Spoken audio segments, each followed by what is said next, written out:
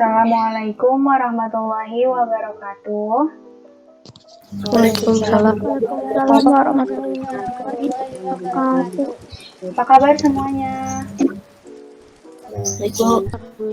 Udah sarapan semua? Sudah. Sudah. Ada yang puasa nggak hari ini?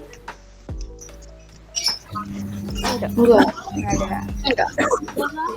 Alhamdulillah sekarang kita mau belajar IPA. Sebelumnya Ibu mau mengecek kehadiran dulu. Yang namanya Ibu panggil bilang hadir sama hadiroh ya. Raihan, Fazira, Hadiroh, Bu. Ahnaf. Hadir, Bu. Oke. Sebelum kita mulai pembelajaran hari ini, langkah baiknya kita mulai pembelajaran dengan berdoa. Nafi pimpin doa ya. Al-Fatihah aja dalam hati. Iya, Bu. Doaan.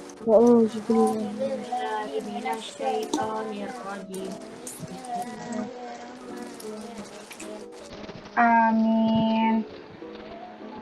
Sebelum mulai pelajaran, coba Ibu punya motivasi nih. Kalau Ibu bilang semangat, kalian bilang semangat.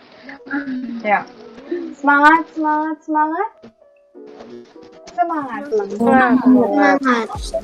ulang lagi. Semangat.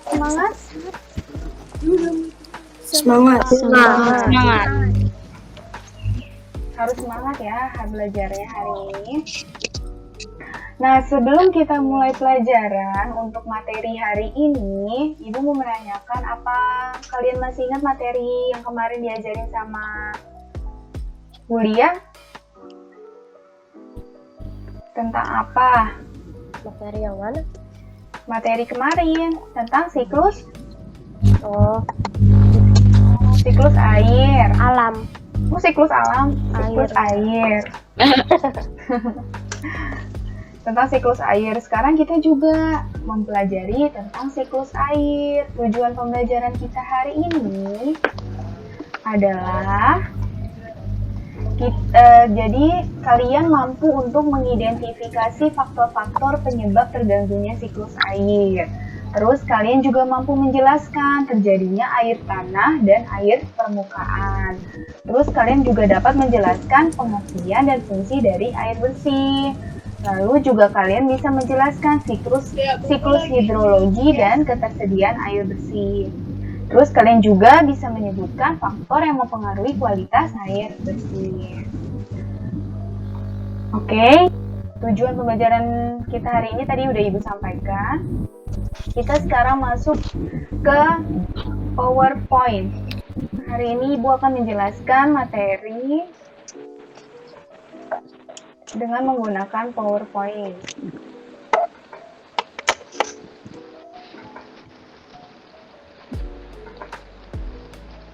Sebentar ya.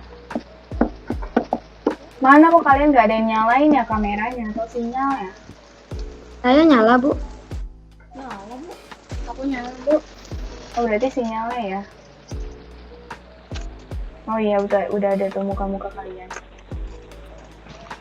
Kelihatan nggak PPT-nya? Ya. Kelihatan. Bacanya apa? Pak, subtema 5H, subtema 2. Iya, jadi kita pembelajaran IPA di tema 5H, subtema 2 kita kan pembelajarannya. Tadi tujuan pembelajarannya sudah Ibu jelaskan.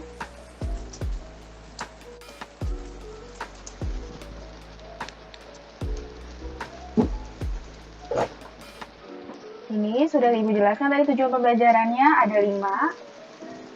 Lalu kita masuk ke siklus air. Nah, itu ada gambarnya, kelihatan gambarnya? Iya. Nah, itu ada angka-angkanya, ada angka 1 di gambarnya ya, lihat. Ada angka 1, 2, 3, dan 4. Angka 1 itu penguapan. Jadi proses siklus air ini terjadi 4 tahap. Pertama, melalui penguapan dulu. Penguapan itu air laut menguap menjadi awan. Jadi semua air yang berada di laut itu akan menguap, akan terkumpul di langit terus akan menguap ke atmosfer, terus menjadi uap air. Kemudian uap air itu akan berkumpul sehingga membentuk gumpalan kondensasi awan. Nah, yang kedua itu ada kondensasi. Kondensasi itu pengembunan. Yang kalian udah pernah kita pelajari, masih ingat yang zat kondensasi? Masih ingat gak? Masih ya?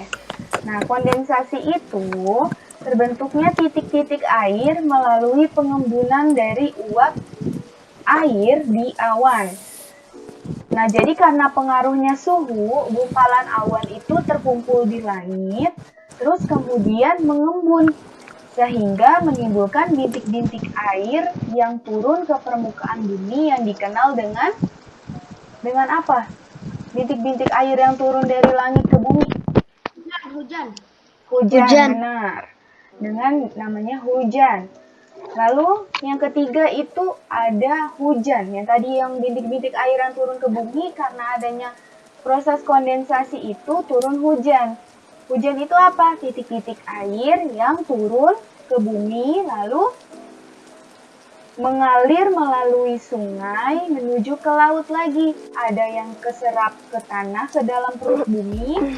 Ada juga yang mengalir lagi dari sungai ke laut. Nah, terus yang keempat, peresapan air. Jadi air hujan yang turun dari langit itu akan meresap ke dalam tanah. Itu namanya peresapan air. Jadi cadangan air yang ada di permukaan bumi ini udah meresap nih, udah turun dari hujan nih, terus meresap ke tanah. Terus ada juga yang dari sungai ke laut. Nanti balik lagi dia melakukan proses penguapan lagi, nanti jadi kondensasi lagi, terus jadi hujan lagi, terus meresap lagi ke air. Jadi selalu berputar, tahapnya itu selalu 4 tahap itu. Selalu ada di siklus air. Mengerti? Bu. Mengerti ya? Oke, next. Enggak. Nah, di sini ada faktor-faktor penyebab terganggunya siklus air. Yang pertama, mengeksploitasi lingkungan secara besar-besaran. Mengeksploitasi lingkungan secara besar-besaran, menggunakan sumber daya yang terlalu berlebihan. Itu tidak boleh, nanti makin lama makin habis, jadi sumber dayanya. Nanti kalian kekurangan, misal air di tanah, itu dibor terus untuk kemasan air mineral seperti aqua, fit kayak gitu. Terus nanti orang-orang di sekitar situ habis, nggak ada cadangan air tanah. Itu mengeksploitasi lingkungan secara besar-besaran. Terus yang kedua, membuang sampah dan limbah sembarangan. Itu nggak boleh ya, membuang sampah dan limbah sembarangan. Nanti jadinya apa? Terjadi bencana apa? Banjir. Nanti airnya jadinya bersih atau kotor? Kotor. Jadi air bersihnya kalian mencari air bersih susah atau gampang? Susah. Jadi jangan membuang sampah dan membuang limbah sembarangan. Nanti akan airnya itu akan tercemar. Lanjut, yang ketiga, ada penebangan pohon secara liar. Boleh nggak menebang pohon secara liar? Misal, Bagas pengen semua hutan di Jakarta ditebang semuanya. Berapa saya lagi sih, Bu? Boleh nggak, Bagas? Kemarin saya yang bang. Boleh nggak, Bagas? Boleh nggak menebang pohon secara liar? Boleh sih, Bu, tapi kalau ditanam lagi nggak apa-apa. Iya, tapi nggak boleh. Nanti air yang hujan yang turun ke bumi nggak bisa meresap sempurna ke tanah. Karena tidak ada pohon-pohon. Kan pohon-pohon membutuhkan air untuk fotosintesis. Bukan fotosintesis. Nah, terus ada efek rumah kaca. Oke, lanjut.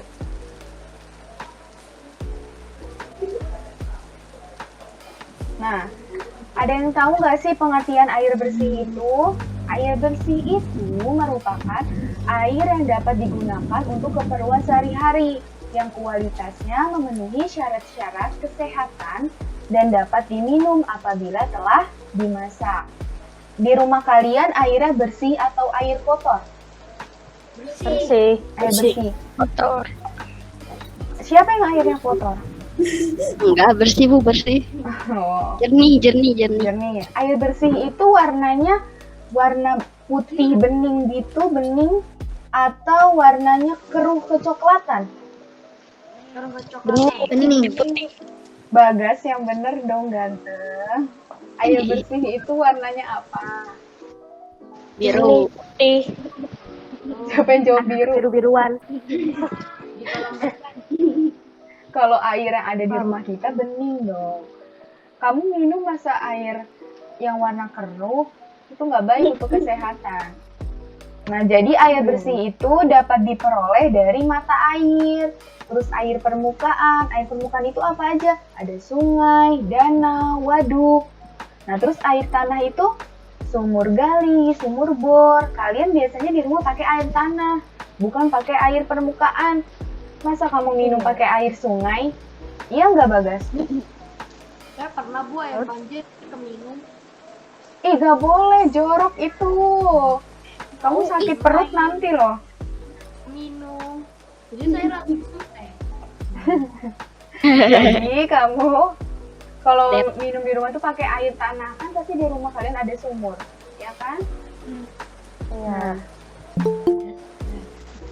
sebentar, itu siapa yang baru masuk ya? Kelihatan nggak PPT-nya? Papi mau nyunyuk. Tahu siapa?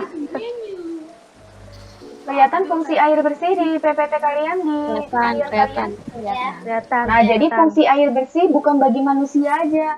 Jadi bagi manusia, bagi hewan, bagi tumbuhan.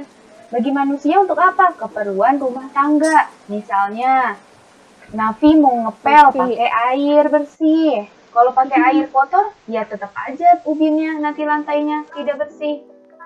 Nah, terus untuk mencuci, untuk memasak kan pakai air. Terus yang kedua bahan utama dalam kegiatan industri seperti bahan baku untuk minuman dalam kemasan. Terus untuk pembangkit tenaga listrik. Nah, terus yang ketiga apa? Sarana rekreasi dan olahraga. Dia misalnya Olahraga. untuk olahraga apa yang menggunakan air? Renang. Terus apa lagi? Renang. Selancar pakai air nggak? Iya. Oh iya, laut. Iya. Terus dayung. Kalian pernah naik perahu dayung? Pernah. Nah, terus ada arung jeram. Siapa yang pernah naik arung jeram? Pernah. Yang pas SD dulu tuh. Nah, itu dia Emang kita masih menggunakan air. Kan kalian masih SD dong. Iya. Nah, terus fungsinya bagi hewan air bersih itu untuk apa? Yang pertama untuk kebutuhan minum. Terus untuk tempat hidup hewan yang di air seperti ikan, udang, terus kerang. Nah, terus alat perlindungan dan tempat bersembunyi. Biasanya kuda Nil dia selalu ada di air kan? Dia itu alat perlindungan dan tempat bersembunyinya kuda Nil di air. Terus ada senjata untuk pertahanan diri atau untuk mendapatkan makanan. Terus yang keempat ada keperluan pertanian dan peternakan.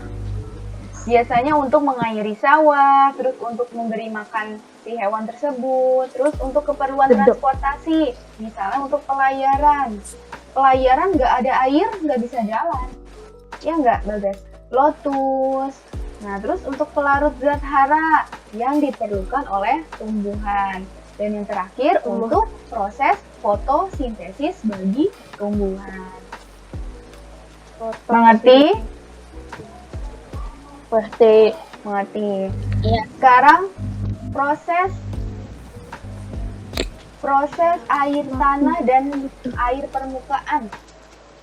Bagaimana sih air tanah dan air permukaan itu ada? Jadi, Serapan air hujan. nah, jadi sumber air itu ada dari sungai, dari hujan, dari air tanah juga. Nah, jadi air tanah itu air yang terdapat dalam lapisan tanah atau bebatuan yang berada di bawah permukaan tanah. Air tanah itu berasal dari air hujan yang meresap ke dalam tanah, kemudian terkumpul pada lapisan yang tidak dapat ditembus oleh air.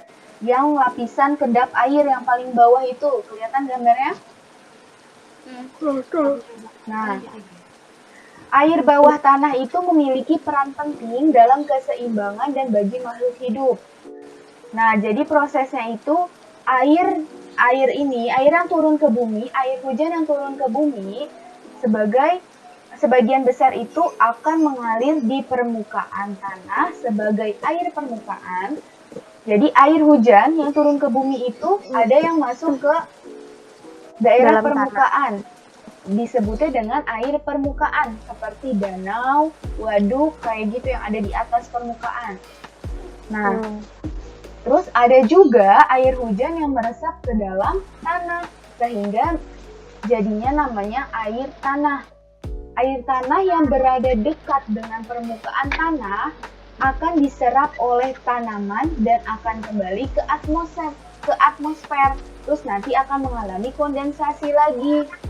Pokoknya seperti tadi yang sudah Ibu jelaskan, seperti siklus air tersebut. Nah, lalu air hujan yang turun ke bumi akan meresap ke zona yang tak jenuh, lalu masuk lagi ke dalam zona jenuh dan menjadi air tanah.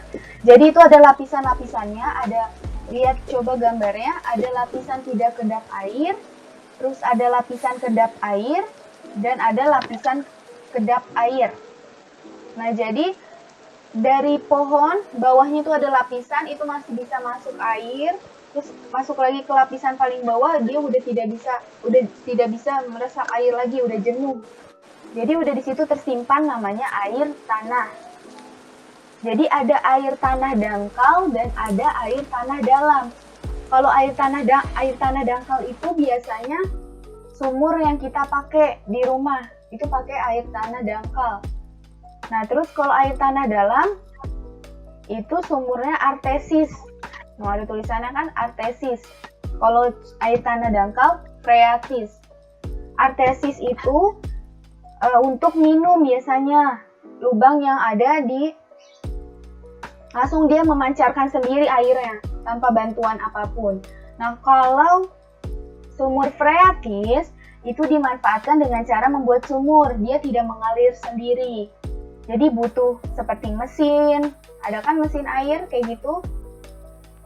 Nah, itu biasanya digunakan di rumah kita, pakai sumur freatis. Lalu faktor yang mempengaruhi potensi air tanah itu ada 4. Yang pertama itu ada curah hujan. Semakin curah hujannya tinggi, maka air tanah akan semakin banyak, iya nggak? Iya. Kalau musim kemarau, air tanahnya itu semakin menipis karena tidak ada hujan. Lalu yang kedua ada material bebatuan. Material bebatuan itu adalah yang bisa menyerap air, seperti kerikil-kerikil yang ada di atas tanah. Itu dia bisa menyerap air untuk ke dalam tanah, meresap ke dalam tanah. Terus ada kemiringan lahan. Jadi air hujan yang turun membasahi bumi itu akan diserap oleh tanah sehingga menjadi cadangan air di dalam tanah. Nah, terus air tanah akan mudah tersimpan di permukaan tanah yang datar atau memiliki tingkat kemiringan yang rendah. Nah, terus ada vegetasi. Vegetasi itu adalah pepohonan atau rerumputan yang ada di atas permukaan bumi. Jadi, pepohonannya itu berfungsi untuk menyerap air hujan yang turun untuk disimpan ke dalam tanah dan menguncinya. Jadi, semakin banyak pohon, maka akan semakin banyak air tanah yang tersimpan di dalam tanah. Oke, mengerti? Ngerti, Bu. Nah, sudah selesai materinya. Ibu punya LKPD, lembar kerja peserta didik yang kita akan kerjakan bareng-bareng, kita diskusikan. Mana Bu? Mana? Sebentar. Kelihatan? Ya. Om? Ya Bu, udah. Sudah? Udah. Sudah. Itu lihat, itu ada air artesis yang tadi kita sudah jelaskan. Oh iya. Gue pakai buku tulis pun kerjanya. Kita kerjain bareng-bareng aja di sini. Ya.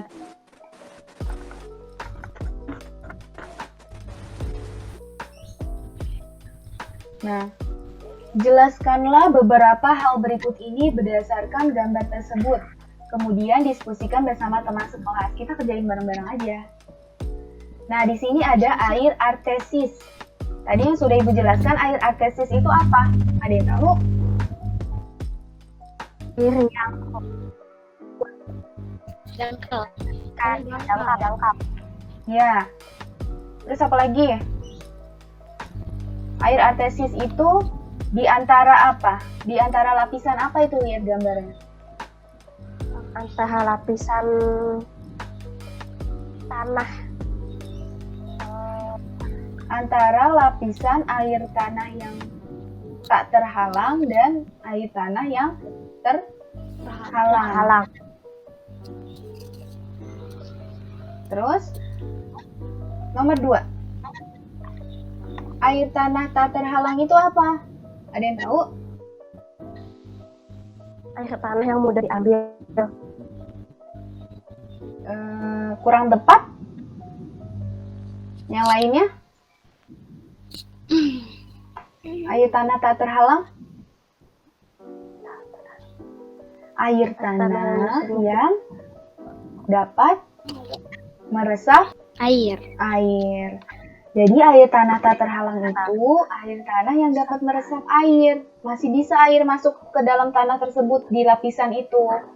Kalau air tanah terhalang, apa? Air tanah yang tidak bisa menyerap air. Nah, pintar. Bisa, tapi hanya sedikit Susah. saja. Susah, jenuh. Oke? Oke. Jadi kalian udah ngerti air artesis, air tanah tak terhalang, dan air tanah terhalang. Ngerti semuanya?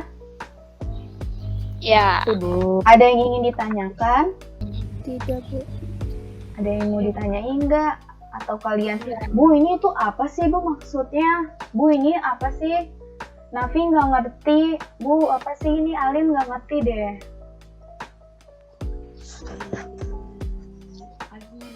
Ada yang mau ditanya nggak? Tidak. Sudah paham semua? Sudah jelas? Jelas. Jelas. Insya Allah jelas. Jadi kita simpulin hari ini. Menyimpulkan pembelajaran hari ini. Siapa yang mau menyimpulkan pembelajaran hari ini?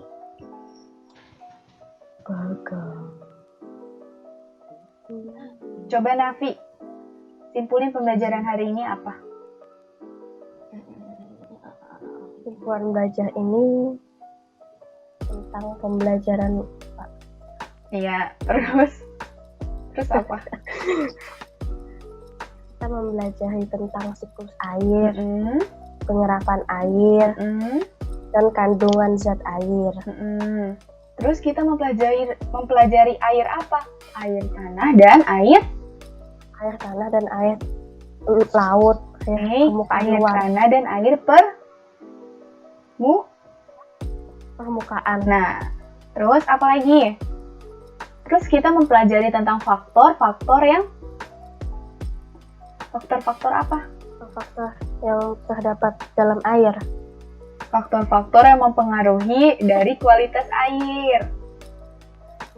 Nah, bagus Nafi. Coba dong kasih tepuk tangan buat Nafi. Kok dikit banget sih yang tepuk tangan? Raihan ngapain itu bukan tepuk tangan? Udah Bu.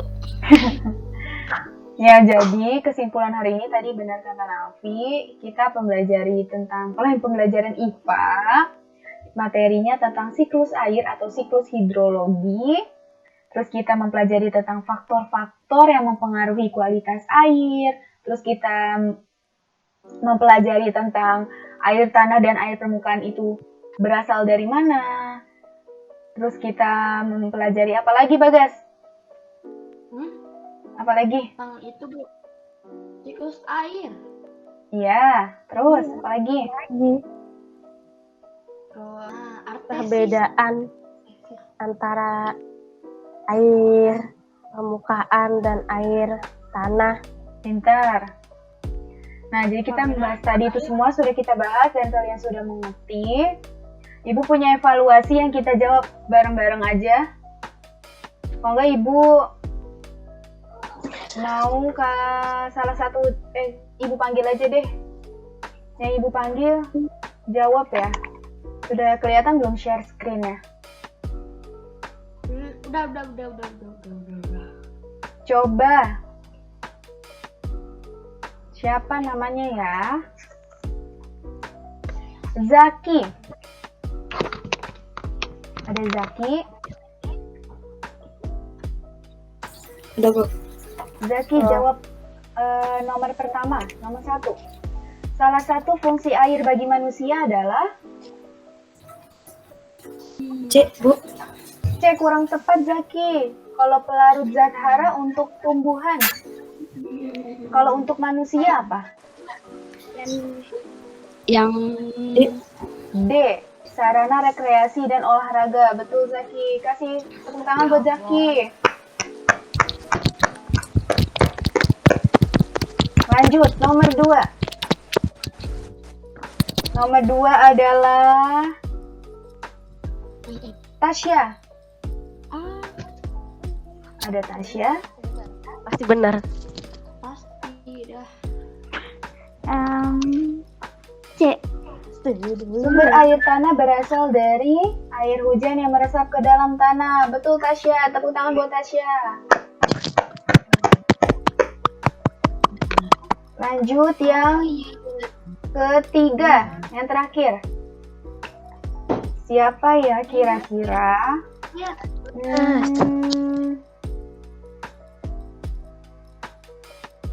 Ahnaf. Ahnaf. Sepertinya dia Tinggal menghilang. tidur. Sepertinya menghilang. Ya udah deh, Zahwan Tinggal aja. tidur. Zahwan nomor 3 jawab pertanyaannya. Halo Zahwan. Nah Zahwan keluar. Kok keluar? Takut.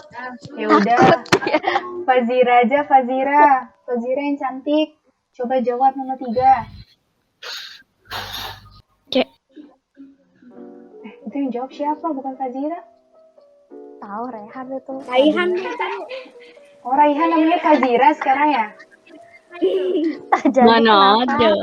Mana ada? Coba Fazira dong. Fazira jawabannya apa? Jadi Udah kenapa? Bu, udah tetot. Berikut ini yang termasuk dampak dari kekeringan. Tanaman cepat C. tumbuh. Terjadi kelaparan. Betul Fazira dan Raihan. Tepuk tangan dong Fazira dan Raihan. Rehan. Raihan sangat baik ya membantuin Fazira. Mana ada orang keceplosan lah. Nanti kita Tapi bagus Raihan, kamu keceplosannya langsung bener. Ceplosannya kebenaran. Oke semuanya, jangan lupa kerjain halaman 62 yang sudah Bulia kirim di Elmantap. Udah ada yang lihat belum? Udah. Nah itu tadi udah Ibu jelasin loh. Kalian tinggal tulis aja deh, gampang. Jangan lupa kerjain, terus upload di Elmantap. Terus udah nggak ada pertanyaan lagi. Makasih atas partisipasinya, makasih udah mau buka kameranya, makasih udah mau aktif. Makasih, sekian dari pembelajaran hari ini. Membaca hamdalah. Alhamdulillahirabbil. Oke, makasih semuanya. Sampai bertemu nanti lagi. Assalamualaikum. Waalaikumsalam. Waalaikumsalam. Assalamualaikum warahmatullahi wabarakatuh. Hai Bu Putri. Terima kasih. kasih telah mengajar murid kelas 5D dengan sepenuh hati. Bu Putri orangnya baik, ngajarnya juga enak. Mengajar dengan sepenuh hati. Ilmu yang Ibu beri kepada kami semua adalah hadiah yang paling berharga. Semoga Bu Putri sehat selalu dan diberi rezeki yang banyak oleh Allah SWT. Diberikan kesehatan dan bahagia dunia akhirat. Sukses terus ya. Dan semoga ilmu yang diberikan dari Bu Putri bermanfaat bagi Saya dan teman-teman semua. Amin ya rabbal alamin. Ada salesman sedang berjalan, penampilannya rapi memakai dasi dengan berat hati.